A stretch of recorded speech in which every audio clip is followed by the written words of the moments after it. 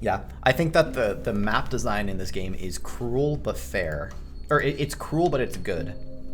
I don't know if fair is the right word, but it's good. Boss designs are good too, but the execution is wrong. That's what makes them unfair. If they fix the hitboxes, both the sizes and shapes of them and the duration in which they exist, and if they added a bit more delay between attacks, and if they got rid of just the bugs, then it would be a really good game, you know? Dude, I know. Do you see what we mean, Solace? Like, obviously you're just getting through the prologue, but like, it's so good. It's so much better than you think it is, like, when you get started. Anyway, so I'm gonna commentate this run. I'm gonna name this run Ori. Maybe that'll give me good luck.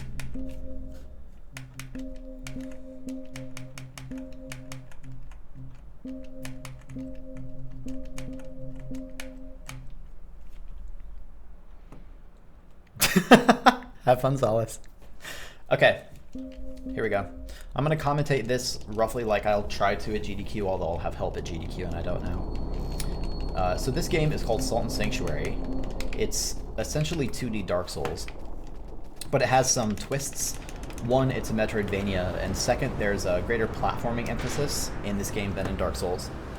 We'll do introductions, and then I'll go into the category. So today I'm running all bosses, which is exactly what it sounds like. There are 23 bosses to kill in the game, starting with this guy, and this guy's called the Unspeakable Deep.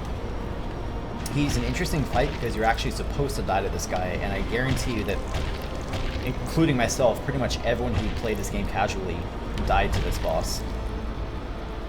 But it is possible to kill him, and I have to kill him, not only because this is all bosses, but because this guy's going to drop some resources that are going to put me in a good spot for the rest of the run.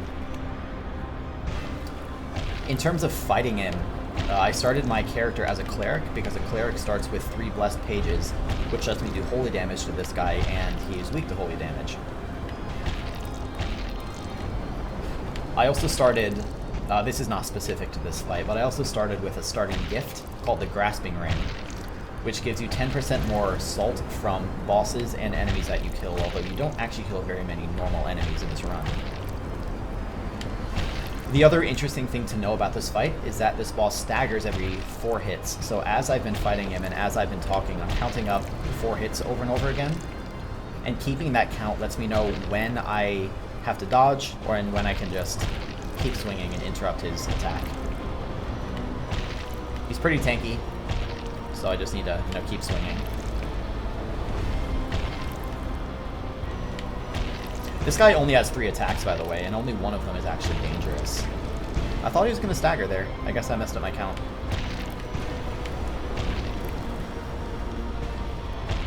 Okay, let's just play it safe. He's dead now. Here we go. Good. Good start. Good start. Oh, and that's good. I may have gotten gold. That boss drops a bunch of gold when it dies, and it's difficult to pick up, but you can do it. I guess I got 800 something.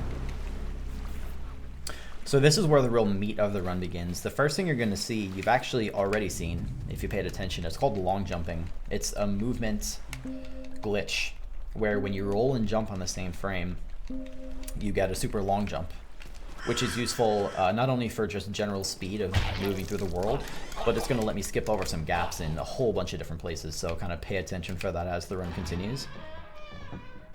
No glod, that's fine. It's hard to glod that. It's a long fight, so you got extra RNG. But that area I just went through is called a Sanctuary. I won't go into too much detail, but suffice to say for now that it's like a bonfire in Dark Souls. There are some differences, but it's mostly like a bonfire.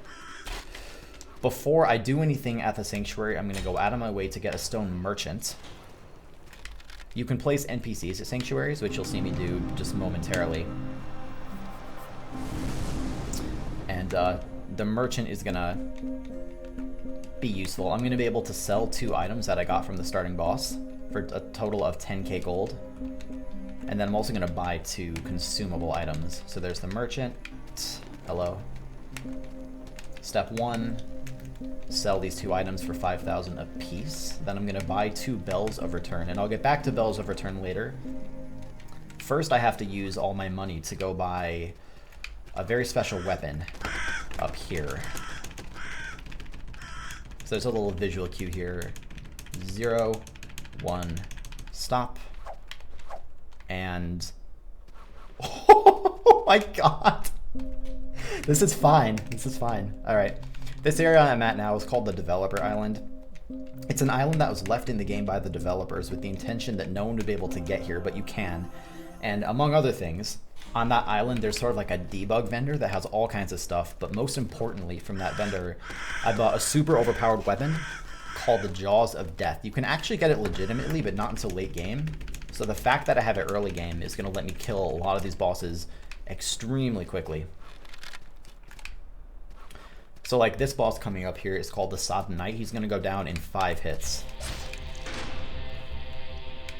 Which I'm guessing is much quicker than probably most people beat him casually.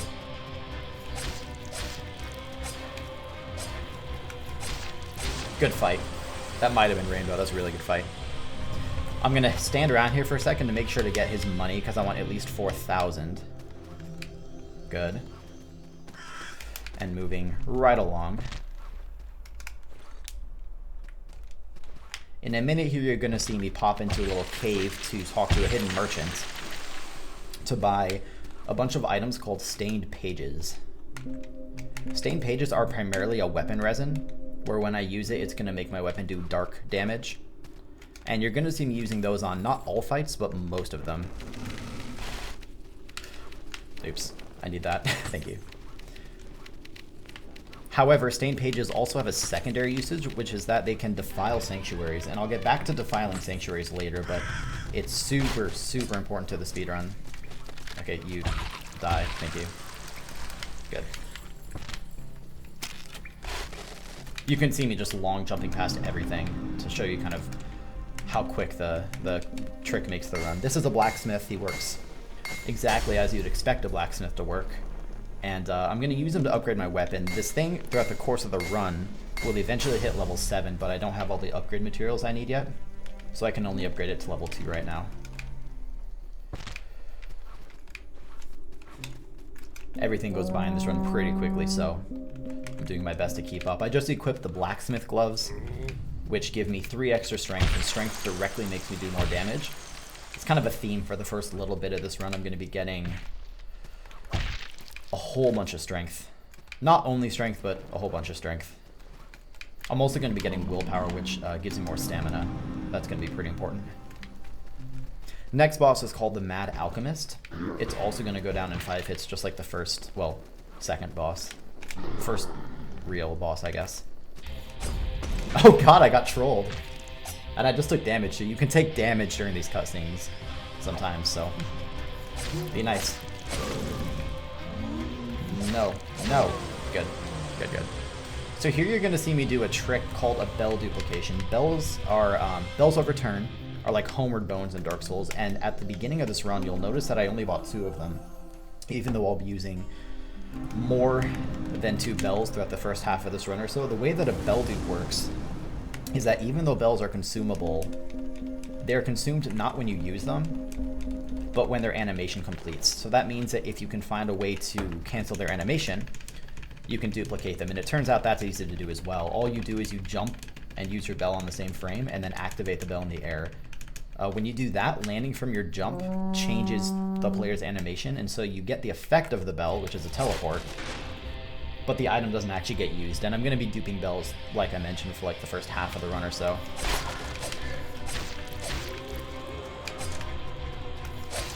Ooh, delayed attack there.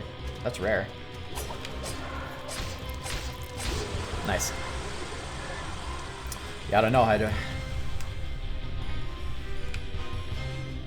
Alright. I said at the beginning of this run that there are 23 bosses in the game, and the run is going to be, assuming I don't really mess up, it's going to be less than 40 minutes long. So a lot of these bosses are going to fly by. Don't mistake that, though, for the game being easy, because it's really not. It's pretty difficult. In my opinion, this game's harder than Dark Souls, actually. This next boss, called the Kraken Cyclops, is going to go down in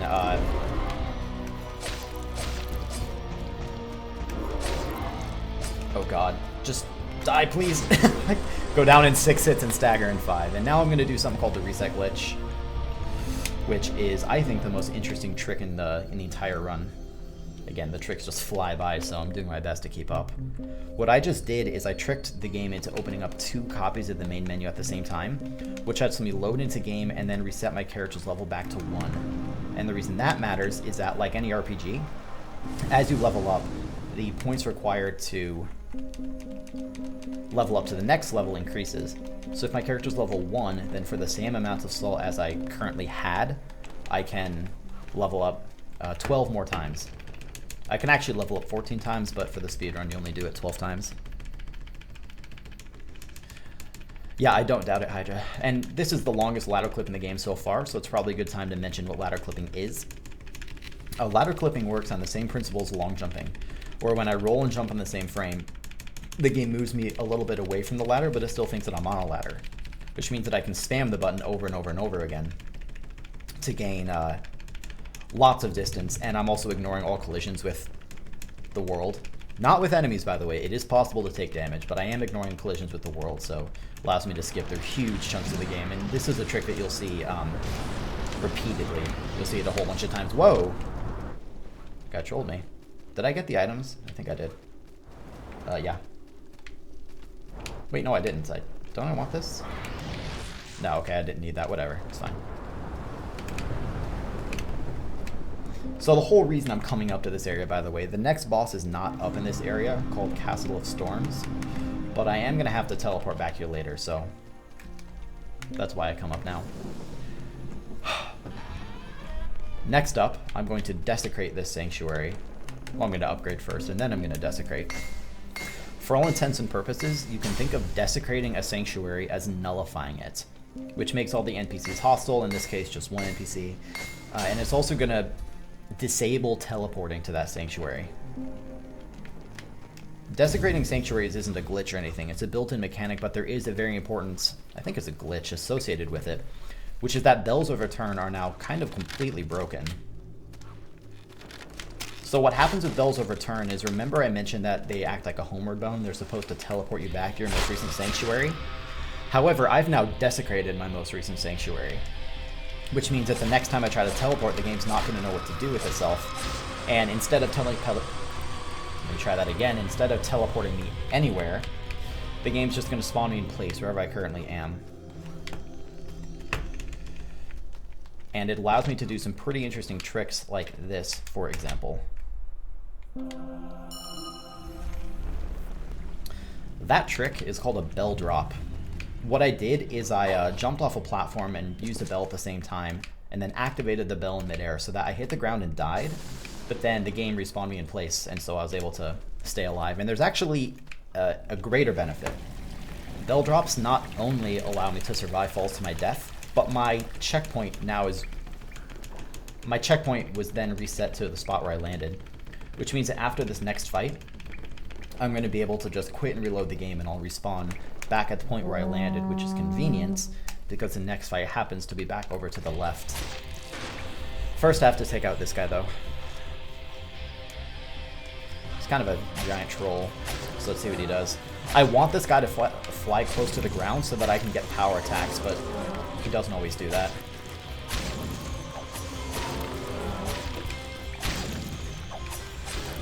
There we go. Not too bad. He didn't give me great RNG, but that wasn't too bad. So before I quit and reload, I'm going to go out of my way to do 2 things. One, I'm going to pick up the Mossy Ring. Second, I'm going to get my first ability. Remember that back at the start of this run, I mentioned this game's in Metroidvania. Abilities in this game are given to you via brands, like a cattle brand, and the thing I just got is called Redshift, and I'm going to be using it to get through literally just one specific barricade later in the run. So here I respawn back where I landed, and I can continue east. Which is actually west. It's kind of weird, but whatever. Next up, I'm going to move through a cave-like area towards the next boss, which is called the Kraken Cyclops. Along the way, I'm going to do this really interesting drop. Right here I'm going to use a bell to reset my spawn point, and I'm intentionally not duplicating this one. I've been duping the others, but it's actually better to not dupe that one. So here's the drop. I think it looks pretty cool. Yeah, that. And then at GDQ I would tell them to read off some donations. Muncha Koopa is going to be the volunteer reading donations during my run, by the way. Isn't that cool? So I would say something like, there's not that much to say about this fight. He's pretty tanky, so you just kind of kill him, and that's about it.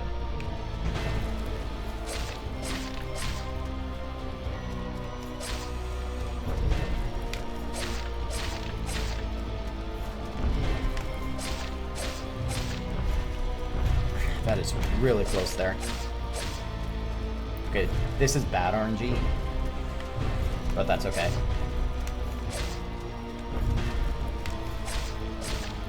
Good fight. Very, very good fight, though.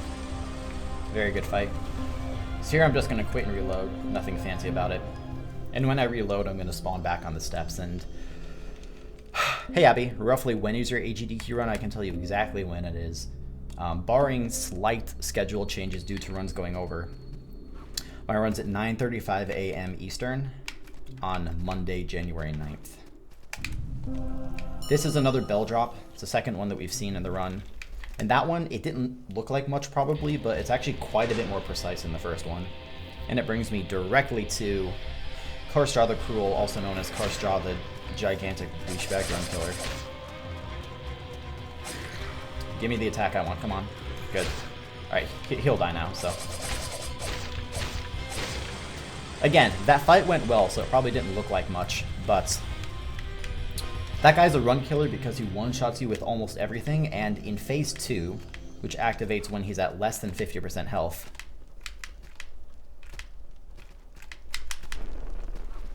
he has this triple attack, which is possible to dodge, but it's extremely difficult. So the speedrunning strat is that you kind of attack him in such a way that you never allow him to get off the attack. You keep him above 50% health, and then you stagger him. You stagger that guy every 3 hits, so you can use those two pieces of information together. He staggers every 3 hits, and you want to keep him above 50% health until you can stagger him to his death. This is a Sanctuary, but I'm going to skip right past it because I have something else to do first. I need that. What I'm going to do here is go join a creed, which is like a covenant in Dark Souls, like a religion. But this creed I want to join, called the Order of the Betrayers, is down at the bottom of this gigantic mine shaft, and you have to do a bunch of dropping on platforms to get there. The jumping is kind of tricky, but if you drink a potion about halfway down and then move fast enough, you actually survive with just a sliver of health, and it is consistent, which is nice. The reason why I bothered to go way out of my way, all the way down here to join that order, is that they're going to give me access to a very special item called a Flask of Defilement. I forgot what it was called for a second. It's called a Flask of Defilement.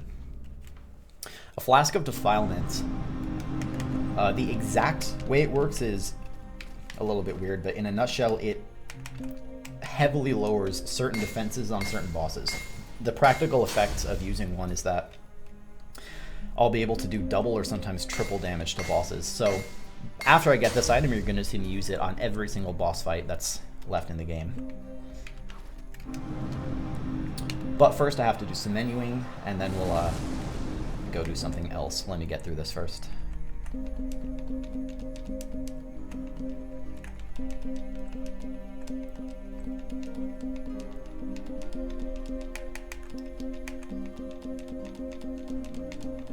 Alright, good. Talk to this guy, buy one of these, and then teleport. So that item, Flasks of Defilement, I don't get them for free. To get one, I have to bring a special item to an entity called a leader, and that item is an expunged heart that I get from expunging a sanctuary. Let's just top off on health.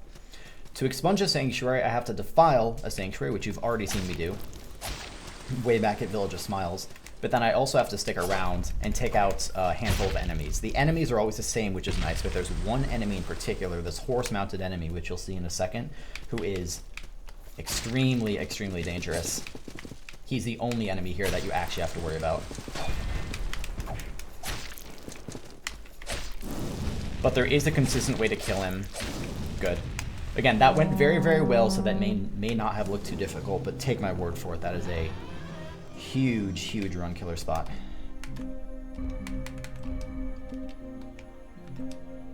So now I rest to get my flasks, and away we go. That was really, really clean. Good, good, good. Oh, really quad, that's cool.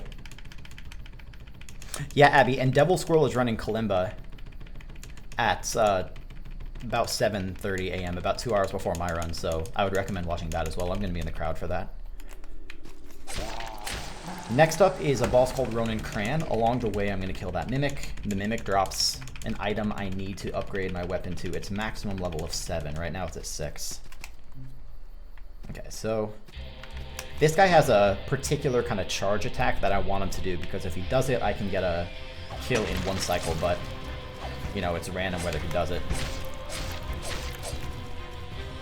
Come on, give me what I want. Oh my god, do something, please. I'm so scared to attack this guy because he's so random sometimes. Good. Okay, that's fine. So that charge attack is the thing I wanted him to do at the beginning. That was a slow fight, but I could have probably been a bit more aggressive, but I mean, I'd rather play it safe. At least I didn't die. So that's fine. Here you're going to see me use a crystal sphere, which converts whatever sanctuary I'm at to my current creed. The reason that matters is that my flasks of defilement, those items that let me do super damage to bosses, are only refilled when I rest at a betrayer's sanctuary. So I need to make sure that I'm at a betrayer sanctuary. Yeah, me too, Roos. Die. So here, oh my god, what is he doing? Okay, I really want to take out that flying enemy, or he's going to follow me into the fight. He's probably going to follow me into the fight here, so let's see what happens. This boss is called Tree of Men. I think it's the best design. Oh, Jesus Christ, this is bad. This is really bad. Okay, easy. Don't panic. Don't panic. I got this. No. Okay, this is bad. This is bad. This is bad. Die. Okay, we can save this. We can save this run. It's fine. No. Bad. Don't be like this, please. Just die. Alright, we got him. It's fine. I messed up a little bit there. What I meant to say before the fight started is that this guy is 100% consistent, assuming you don't mess up your movement. Like, there's always RNG on these bosses, but that is one of the few bosses where, assuming you don't mess up, you can kill him consistently. Thankfully, I didn't die, though. Okay, I'm really scared. No! Oh my, what is happening? What is happening? This is fine. I'm gonna do a drop here to skip towards the next boss, and I might get trolled and killed by the skeleton enemy who can teleport into the fight with you, so. This guy is called the Disemboweled Husk. He's gonna go down in only 4 hits. So let's see what kind of RNG I get.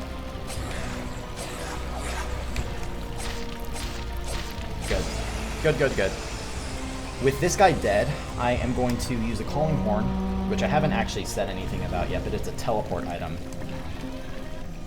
where I can teleport to any sanctuary with a guide placed at it. And then I'm going to intentionally quit and reload the game. The reason being that it tricks the game into giving me a new ability that I'm not going to pick up legitimately. This ability is called Shadow Flip, but just think of it as wall jump because it is a wall jump skill. That thing I got way back at the beginning of the game, that ability called Redshift after that Stench Most Foul, is the only skill in the game that I get legitimately. There's 2 other ones that I get, and you'll see me use that same quit and reload trick one more time later to get another skill. At GDQ, I tell them to read off some donations here, but I'm not at GDQ, so. This next boss is called the Coveted. It's this interesting fight. It's this giant axe surrounded by 2 ghosts, and it's actually the axe that's the boss and not the ghosts. The strat for beating it is that if you stay far enough to the left, you never aggro the ghost on the right, which is really nice. Come on, throw it down, thank you. Good fight, very good fight. Well, I don't want to manual because sometimes it triggers. Just let me know if it triggered or not. If it didn't trigger, then I'll skip the split manually. Hopefully tell me in like the next 5 seconds, depending on Twitch delay, before I start this thing.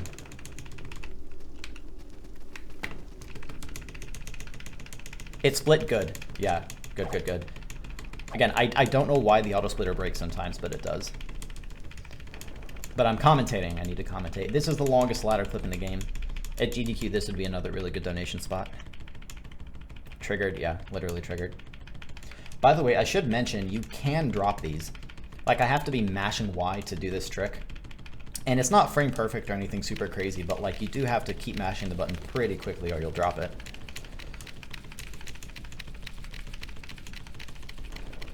Next up is a boss called the Dried King. There's not too much to say about him. He's not very complicated. I'm actually going to ladder clip directly into the boss fight like so. And I'm just going to kill him. Again, there's not too much that's complicated about this guy.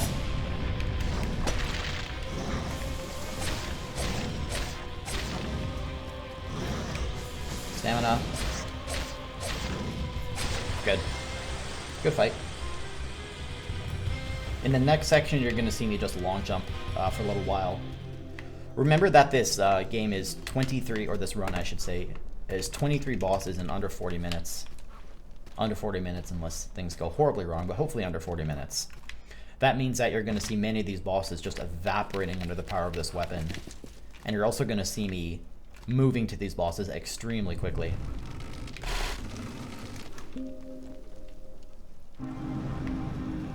Like this next boss is going to go down in 3 to 4 hits depending on whether I can get power attacks or not, which it looks like I'm going to be able to. This boss can hover, but so I have to have it lower or hover close to the ground in order to kill it that quickly. That went well though. Super hard boss fight. Like I said, don't be fooled. This game is actually extremely difficult. This run is just going really well so far. Next up is a boss called the Third Lamb. This boss is similar to Ronin Kran a few boss fights ago, where there's one particular charge attack that I want this boss to do and I can get an insta-kill. Otherwise, it's more difficult. Please, please, please do the attack I want. No. You did not.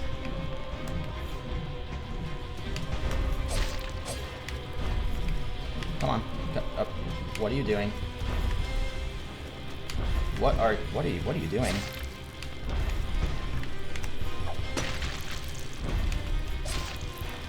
Jesus. There we go. Okay, that's the attack I wanted right at the beginning. Not much I can do about that, but yeah, at least I didn't die. So now I'm going to teleport to Castle of Storms, and then I'm going to quit and reload again. This time I'm going to get a skill called the Dart Brand, which is a short aerial dash. It's necessary for some of the platforming in the later areas. Here I'm going to level up, but I'm intentionally not going into my skill tree, because I don't really need to. Just not worth it. You can, like for safety, put a bunch of more points into willpower or strength or something, but you don't really need to. Trojan just said Star Wars 1 is better than 3. I disagree. 3 is better than 1. 1 has moments that are incredible, like Duel of the Fates, but as a movie, 3 is far better. Okay, this boss is a dragon. I might get trolled by him. This boss also goes down in 3 to 4 hits, assuming that I can actually get the attacks that I want. Good. Good, good, good. Alright, so now we're going to bell back. The next boss I'm going to start going to in the same, using the same route as before, but this is going to be a ladder clip. And you've seen ladder clips a few times in this run already, but this ladder clip is special. This time I'm going to go so far out of bounds that the game's just going to get confused and the camera's going to get stuck at the top of the world. So in just a minute here, you're going to see my character just casually fly out of the world. And then you'll slowly see a boss fight drift in from the right side of the screen, and then I will, like a superhero, fall out of the world at 1 billion miles per hour and just land on the ground, and it'll be just fine, even though I should break every bone in my body.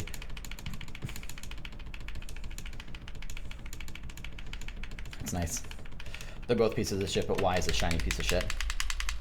Good. Oh boy, and she opened with the worst attack, so... Please don't kill me, by the way. Okay, that's actually fine. Don't get greedy, don't get greedy.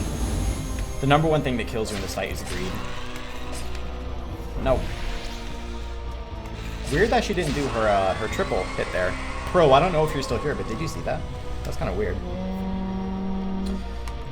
Volume warning on this next fight. I need to remember to say this. This next fight, there's an attack that will destroy your eardrums, so you might want to lower your volume for this fight. I don't know why this attack is so loud, but it is. It's this machine gun attack of magic. You'll see it. And I guess you'll hear it.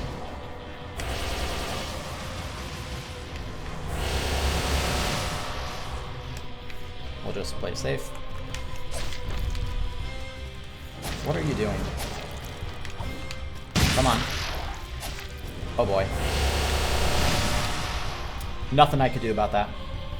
Bad RNG. Nothing I could do about it. That boss has an annoying tendency to fly off screen where you can't hit her and then do that machine gun attack. Basically, the way you dodge the machine gun attack is by getting by staying on either underneath her or on the other side from where she attacks. But this boss can actually fly off screen and then fire back towards the arena with her machine gun attack. There's nothing you can do.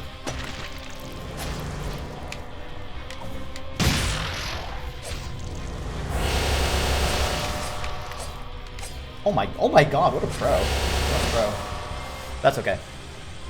Bad RNG, but there's nothing I can do about it. Next up, the bosses just keep on coming. And they don't stop coming, and they don't stop coming, and they don't stop coming. This next boss is 2-in-1. The title of the fight is the Unskinned, but what they're called is the Unskinned and the Architect. The Unskinned being this giant, creepy giant, and the Architect being a mage. If I get God RNG, I can take both of them out almost immediately, but I mean, it's God RNG, so who knows when it happens.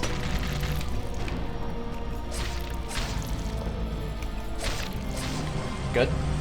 One down. Two down. That was a really, really good fight. I got good RNG there. Thank you, RNGesus. In this next area, you're going to see me do a quick drop glitch, similar to what I did before the disemboweled husk. And then we're going to go rest at a sanctuary, and this next area is one of the most platforming heavy areas in the entire run, actually.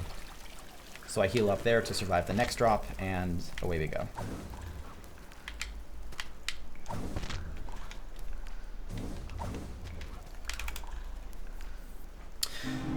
The fight coming up is one of the worst in the run in terms of RNG, because even though the fight is called the Forgotten King singular, it's actually 3 bosses in 1.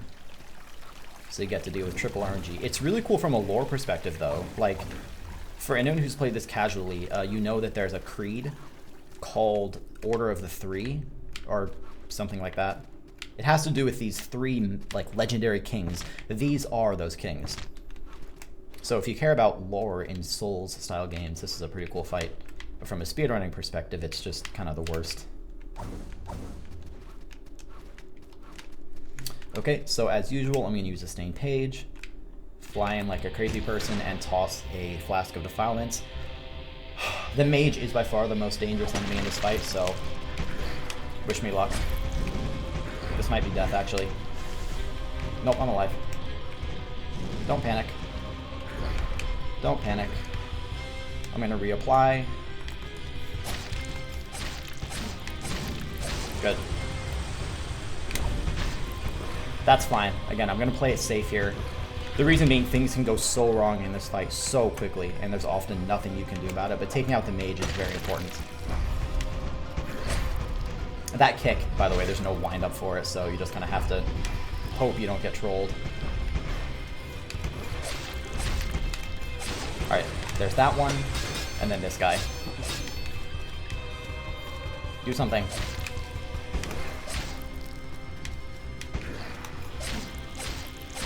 Good. And when I say good, I mean that fight was actually abysmal. But I didn't die. Not dying to this fight makes it a good fight. Like I said, triple RNG, so I mean, you do what you can.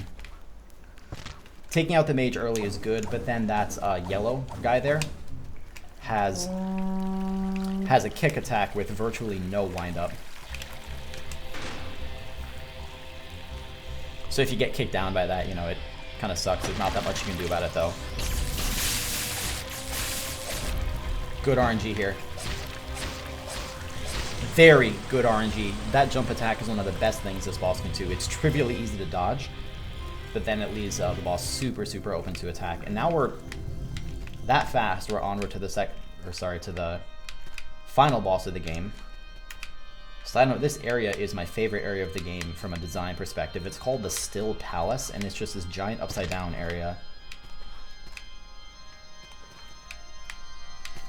The final boss is called the Nameless God, even though, you know, he's not nameless. His name is a Nameless God. He's going to go down in 5 hits with the Flask of Defilement. The hard part is finding opportunities to get in those hits.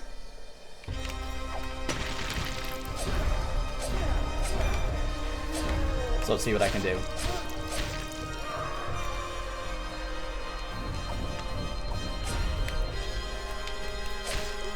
Good. Got it. Beautiful fight. Beautiful fight. I didn't get very good RNG, actually. There's one attack that boss can do that's really fast, but time is coming up in just a few seconds, so... Time. Please tell me my splits actually finish. I can't see them right now. And there's no possible way that wasn't a PB either. About damn time. Hey, sir. Since you're saying PB hype, I'm assuming my splits actually, you know, split. What did I get? 3507. All right. I didn't break the 35, but that's pretty good. And I dropped my sum of best by 7 seconds. About time I got a PB. World record is 33:42. By the way. So I have a ways to go before I can beat that. I'd have to PB by like another minute and a half-ish. But that's really good.